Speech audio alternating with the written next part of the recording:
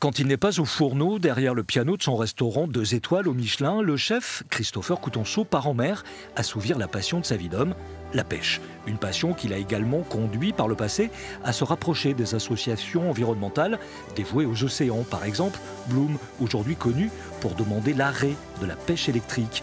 Le chef Coutonceau a lui aussi décidé de partir en croisade contre la pêche électrique en rédigeant un manifeste fustigeant cette pratique. Une tribune aujourd'hui co-signée par plus de 200 noms de la grande cuisine française.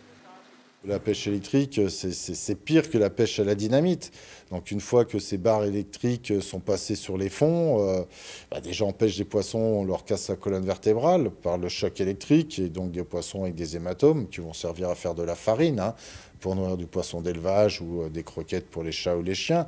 Donc on est en train de tuer du sauvage pour nourrir des poissons d'élevage qui après risquent de nous donner des maladies à l'être humain.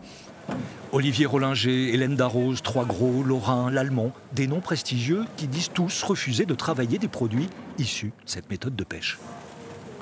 On est des cuisiniers, on n'est pas des magiciens, vous savez. Un beau produit, on peut faire un beau plat, mais un produit pitoyable, on ne va pas le transformer pour réussir à faire un beau plat. Donc de toute façon, et c'est aussi pour alerter le grand public que si sur l'étal du poissonnier, on trouve des poissons pêcher de cette façon-là, surtout qu'ils ne l'achètent pas, parce qu'on ne veut pas que cette pêche fonctionne et qu'ils arrivent à en vendre. Un combat aujourd'hui victorieux. Le Parlement européen a en effet voté en faveur de l'interdiction de la pêche électrique. Une victoire certes, mais le combat pour une pêche durable, lui, reste d'actualité.